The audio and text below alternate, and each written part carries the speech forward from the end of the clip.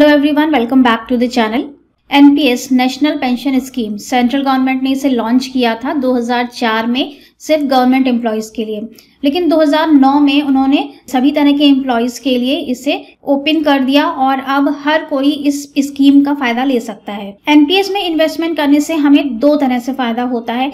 एक तो ये हमारा टैक्स सेव करता है, बहुत ही अच्छा इन्वेस्टमेंट ऑप्शन है, लेकिन ये एक लॉन्ग टर्म इन्वेस्टमेंट ऑप्शन है। यहाँ पर पैसा ब्लॉक हो जाता है, आप जल्दी इसमें से विड्रॉ नहीं कर सकते, तो ये एक लॉन्ग टर्म इन्वेस्टमेंट है। टैक्स बेनिफिट्स मिलते हैं यहाँ पर। दूसरा कि ये एक पेंशन स्कीम है, तो जब आप रिटायर हो जाएंगे उस समय आपको पेंशन के रूप में एक मंथली अमाउंट मिलता रहेगा।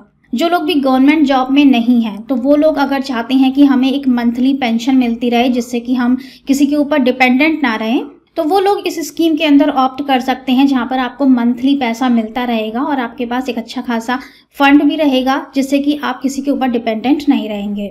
इन केस जिसने भी एनपीएस लिया है उस व्यक्ति की डेथ हो जाती है तो इसमें नॉमिनेशन की भी फैसिलिटी है। जो भी नॉमिनी होगा, यहाँ पर आप 3 नॉमिनी अपॉइंट कर सकते हैं, एक नॉमिनी नहीं 3 नॉमिनी की फैसिलिटी मिलती है यहाँ पर। तो जो भी आपका नॉमिनी होगा उसको मंथली पेंशन मिलती रहेगी जब तक कि पूरा फंड यूटिलाइज नहीं हो जाएगा। तो यहाँ पर आपको ये टेंशन लेने की ज़रूरत नहीं है कि वो पैसा हमारा लैप्स हो जाएगा और हम उसका फ़ायदा नहीं उठा पाएंगे। चलिए डिस्कस करते हैं इसके टैक्स बेनिफिट्स, लेकिन उससे पहले कुछ ज़रूरी बातें आपके लिए जानना बहुत ज़रूरी है अगर आप एनपीएस में इन्वेस्टमेंट करते हैं। तो ये तो हमने देख ही लिया कि ये एक सेंट्रल गवर्नमेंट की स्कीम है, तो यहाँ पर आपका पैसा पूरी तरह से सेफ एंड सिक्योर है।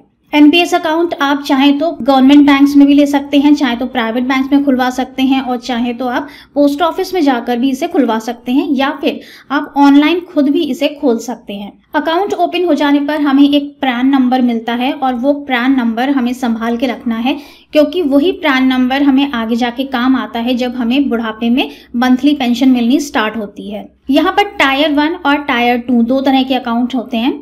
टायर 1 अकाउंट में हमें टैक्स बेनिफिट्स मिलते हैं। इसमें जमा किया गया पैसा हम जल्दी विड्रॉ नहीं कर सकते, उसे हम रिटायरमेंट की एज के बाद ही विड्रॉ कर सकते हैं।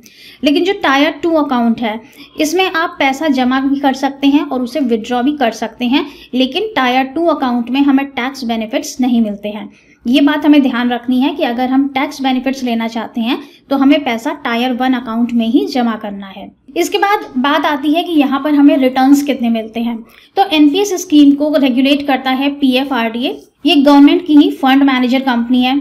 जो भी पैसा आप इसमें इन्वेस्ट करते हैं ये कंपनी उस पैसे को इक्विटी में या फिर गवर्नमेंट बॉन्ड्स में या फिर गवर्नमेंट सिक्योरिटीज में इन्वेस्ट करती है, तो यहाँ पे रिटर्न्स आपको अच्छे मिलते हैं।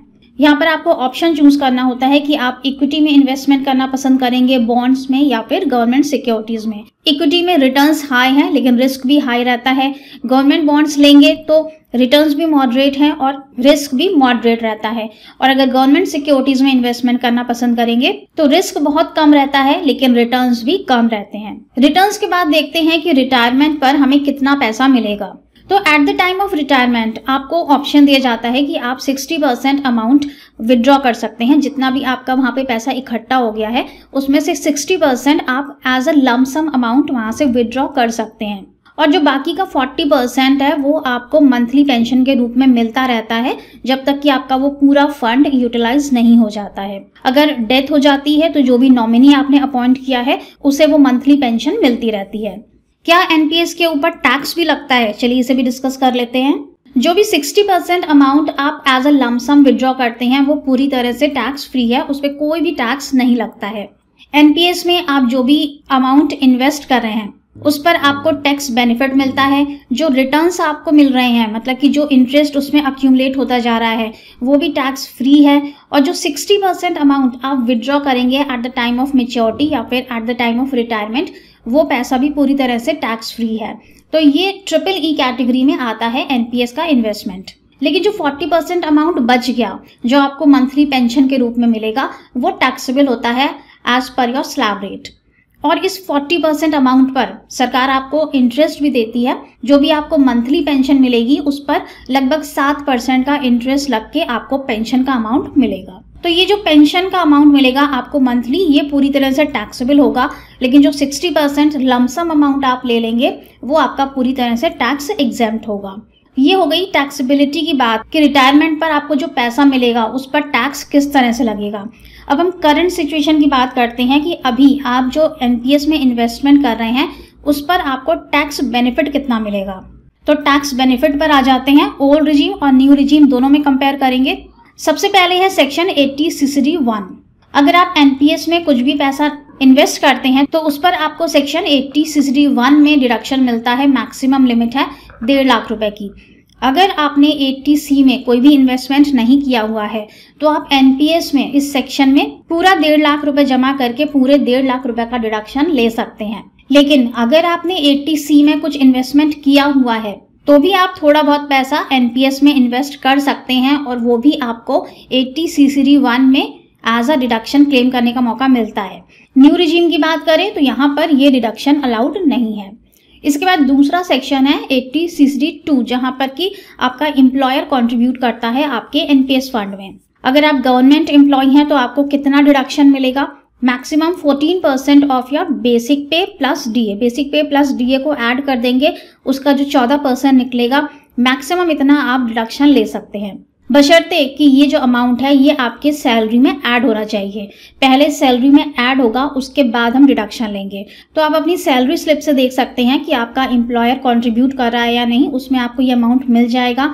नहीं तो जो आपको फॉर्म 16 मिलता है उसमें ये अमाउंट लिख कर आता है कि कितना एम्प्लॉयर ने कंट्रीब्यूट किया है, कितना पोर्शन सैलरी में ऐड है और कितने का डिडक्शन मिला, वो आपके फॉर्म 16 में लिख कर आता है।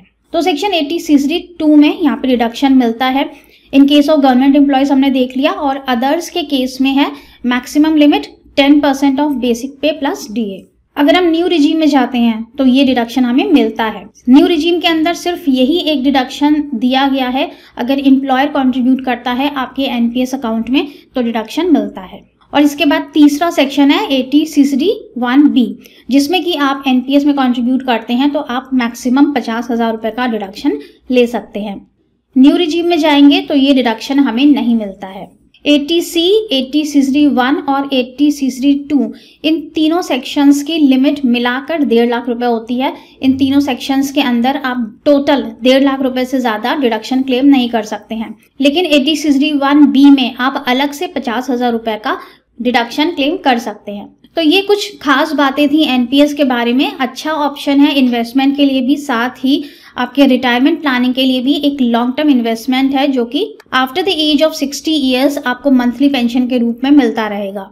अगर आप कैलकुलेट करके देखना चाहते हैं कि आज आप जो इन्वेस्टमेंट कर रहे हैं रिटायरमेंट पर वो कितना फंड बन जाएगा, तो इसके लिए आपको बहुत सारे पेंशन कैलकुलेटर्स मिल जाते हैं। गूगल पर आप टाइप करेंगे एनपीएस कैलकुलेटर तो यहाँ पर काफ़ी सारे ऑप्शंस आते हैं। हम यहाँ पर पहला वाला ले लेते हैं, पेंशन कैलकुलेटर। अब यहाँ पर आपको अपनी डेट ऑफ बर्थ देनी है। मान लेते हैं हमने यहाँ पर 1987 की डेट ऑफ बर्थ ले ली, जहाँ पर कि 36 साल की एज हो गई। अब हम इसमें कितना कंट्रीब्यूट करना चाहते हैं। अगर हम 5,000 रुपये पर मंथ कंट्रीब्यूट करते हैं तो पूरे साल का हो जाता है 60,000। इससे ज़्यादा भी आप कंट्रीब्यूट कर सकते हैं। इसके बाद पूछता है कि आप कितनी साल तक कंट्रीब्यूशन करना चाहते हैं। तो हमने यहाँ पर सबसे कम 60 ईयर्स ले लिया। हम 60 साल तक यहाँ पर कंट्रीब्यूट करना चाहते हैं। उसके बाद हम अपना फंड विड्रॉ कर लेंगे।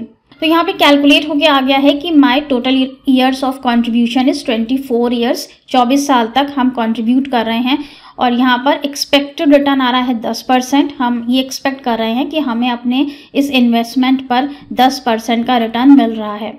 60% हम विड्रॉ कर लेंगे at the time of retirement और 40% हम एन्युटी परचेज कर लेंगे, जो हमें मंथली पेंशन के रूप में मिलती रहेगी। और इस एन्युटी पर 6% का इंटरेस्ट रेट होगा। कैलकुलेटर यहाँ पे आपको कैलकुलेट करके बता देगा। 60,000 अगर आप पूरे साल में जमा कर रहे हैं तो जो आपको रिटायरमेंट पर फंड मिलेगा वो टोटल फंड आपका लगभग 60 लाख रुपए का हो जाता है, जिसमें से 60% अमाउंट ये वाला ये आपको एज अ लमसम मिल जाएगा और 40% की आपकी मंथली पेंशन बना दी जाएगी। टोटल इन्वेस्टमेंट आपने जो किया है 24 सालों तक वो ये आ गया 14,40,000 हमारा टोटल इन्वेस्टमेंट हो गया। इस तरह से आप according to your age and according to your investment amount calculate कर सकते हैं कि कितना टोटल इन्वेस्टमेंट आपका बनेगा और कितना टोटल फंड आपका at the time of retirement आपको मिलेगा। आई होप कि वीडियो आपके लिए यूजफुल रहा होगा। Thank you so much for watching this video. कोई कॉमेंट हो या कोई सजेशन हो तो आप हमें नीचे कॉमेंट बॉक्स में ज़रूर बताइएगा। मिलेंगे नेक्स्ट वीडियो में। Till then stay safe and healthy. Bye bye.